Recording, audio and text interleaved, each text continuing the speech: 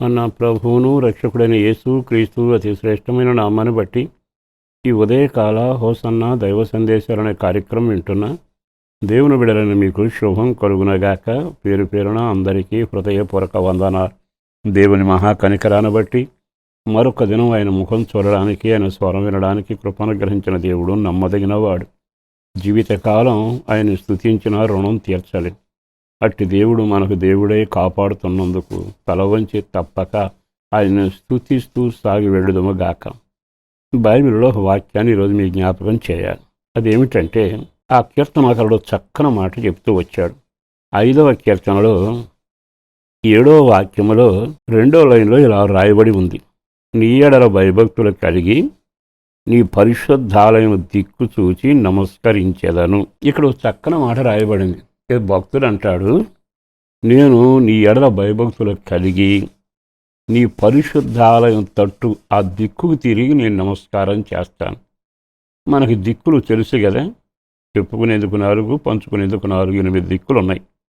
అయితే అప్పుడప్పుడు మనుషులు నిరాశలో ఉన్నప్పుడు తూర్పు తిరిగి దండం పెట్టుకో అంటారు. అంటే అర్థం ఏంటంటే ఏ దిక్కు లేదు అని.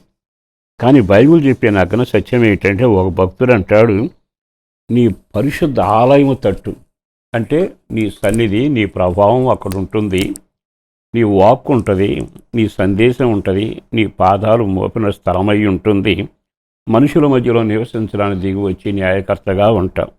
ఆ పరిశుద్ధ ఆలయము తట్టు నేను నమస్కారం చేస్తాను. ఎందుకు చేయాలట?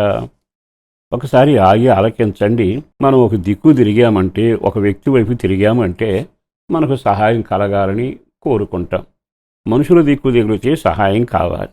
అదే తూర్పు దిక్కు, పడమర దిక్కు తిరిగితే మనకి ఈ దిక్కుల నుండి, అంటే అర్థం ఏంటంటే ఇక మనుషుల వల్ల కాని కార్యాలు ఇక దేవుని వల్లనే జరగాలి అన్నట్టుగా ఆ దిక్కులను బట్టి మన వాళ్ళు ఆశిస్తూ ఉంటారు. ఇతను అంటాడు, లోకులు 8 దిక్కులు తిరగొచ్చేమో కానీ నేను నీ మందిరం తట్టే తిరుగుతాను, నీ వైపే చూసి నమస్కారం చేస్తాను.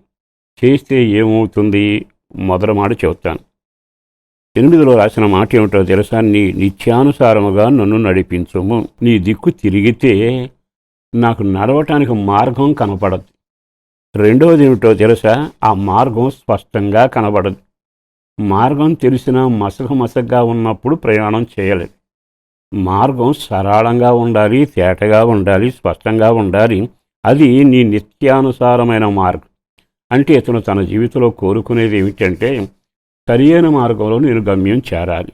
అంటే నువ్వు ఎవరి తట్టు తిరిగితే గమ్యం, ఎవరి తట్టు తిరిగితే మార్గం, ఎవరి తట్టు తిరిగితే స్పష్టంగా కనబడుతుంది?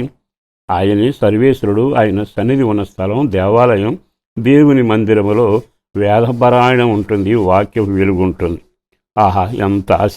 నేను ఆయన మందిరం తట్టు తిరుగుతాను. నా మార్గంలో చికాకుగా, గందరగోళంగా, మెరక పల్లాలుగా, ఎదురు దెబ్బలలాగా విసిగిపోయిన జీవితంలో ఉన్నాను. ఆయన తట్టు తిరిగి నమస్కరిస్తాను. నాకు నిత్యానుసారమైన మార్గమును 2వది స్పష్టంగా చూపిస్తాడు. 2వది ఇంకొక మాట చెబుతాను. ఆయన అన్న మాట ఏమిటంటే, నిశ్చయముగా ఆయన వైపు తిరిగి ప్రార్థన చేస్తే, దండం పెడితే ఆయనట ఆశ్రయించిన వారందరూ సంతోషిస్తారట. ఆయనను ఆశ్రయించిన వారందరూ సంతోషిస్తారు. ఎప్పుడైతే దొక్కి తిరిగి దండం పెట్టి నువ్వు నడుస్తావో నీకు ఆనందం మొదలవుతుంది. కారణం ఏమిటో తెలుసా? మొన్నటిదాకా జారిపడ్డావు, ఊబిలో చిక్కుబడ్డావు, నిందలు పాలయ్యావు, స్పష్టంగా మార్గం కనవరక, అది వ్యాపారమైన, వ్యవసాయమైన, కుటుంబపరమైన గమ్యం లేని ఒక మార్గంలో ఆందోళనతో సాగావు. ఇప్పుడు దేవుని తట్టు తిరిగి ఆ దిక్కువైపు తిరిగితేనట నడిపించే మార్గంలో నీకు సంతోషం కలగబోతావు. అతను అంటాడుగా, నిన్ను ఆశ్రయించిన వారందరూ సంతోషించెదరు. మరొక విచిత్రం ఏంటి తెలుసా? వాళ్ళు ఆ మార్గాన్ని వెడుతూ ఉండగా యెహోవా వారిని కాపాడి నిత్యము ఆనందధ్వని చేస్తారట. ఏమిటయ్యా, పాటలు పాడుకుంటే యాత్ర మార్గంలో వెడుతున్నారు? మొన్నటిదాకా మా మార్గం అంతా కన్నీళ్ళు, మోకాళ్ళ దెబ్బలు, వంగిపోవటం, కృంగిపోవటం, జిగటగల ఊబిలో పిరిగిపోవటం అయ్యింది. కానీ ఇప్పుడు నా ప్రభును బట్టి మేము ఆనందకరమైన మార్గంలో నడిపించబడుతున్నాం. ఆయన మందిరం దిక్కు తిరిగితే, ఆయన వైపు తిరిగి ముఖం ఎత్తితే మాకు మార్గం కనపడింది, కాపుదల కనపడింది, సంతోషం వచ్చింది, నోటి నిండా నవ్వు వచ్చింది. మరి ఆ మార్గంలో మీరెందుకు వెళ్ళకూడదు?